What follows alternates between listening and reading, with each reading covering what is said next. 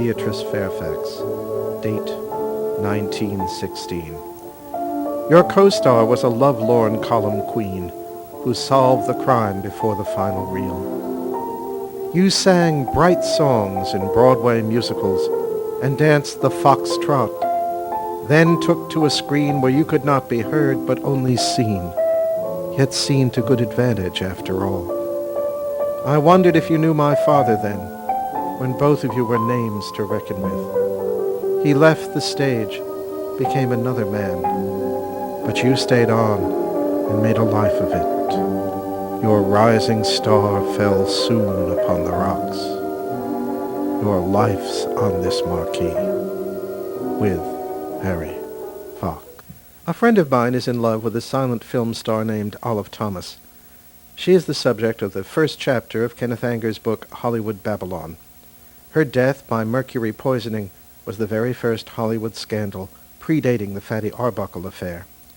You can't find much of Olive's work left, but there is one film in which she is utterly luminous, an episode of a 1916 serial called Beatrice Fairfax. The entire serial, in good condition, was placed on video by someone in Ithaca, New York, and my friend was able to purchase it.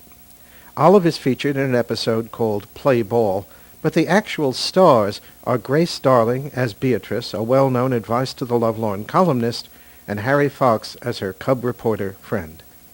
I discovered that Harry Fox was a Broadway musical comedy star at the time he made the serial. He's mentioned in Gerald Boardman's American Musical Theater, along with Fanny Brice and Nora Bayes. His name first occurs in connection with The Passing Show of 1912, a show which featured early work by George Gershwin and Andy Razaf. Fox is very good in Beatrice Fairfax, and his acting style certainly suggests musical comedy. Since they were in the same milieu, my father was a tap dancer, Fox might have known my father, and I'm certain my father would have known of him. Fox's star fell. Born in 1882, he was 17 years older than Fred Astaire, too old to be playing juvenile leads in 30s film musicals. Evidently, he was able to support himself as an actor throughout his life. He died in the Old Actors' Home July 20th, 1959. Some of the film roles he played were so small that they were uncredited.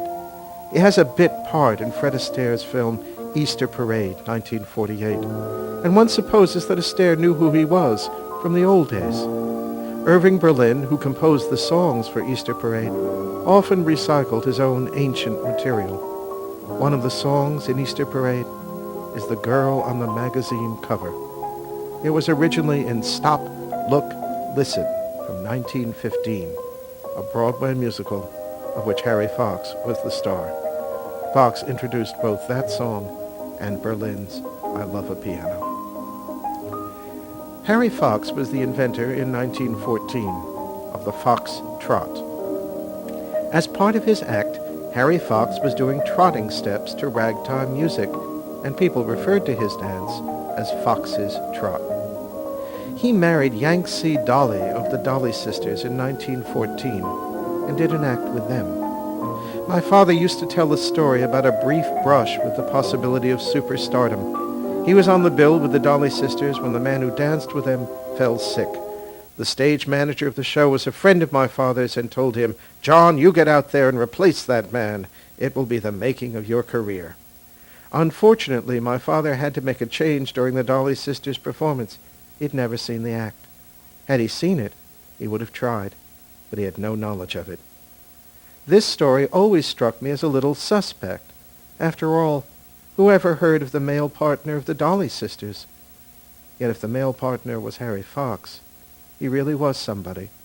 My father would have been replacing a genuine star. Harry Fox, the man my father failed to replace. Harry and Yangtze divorced in 1920.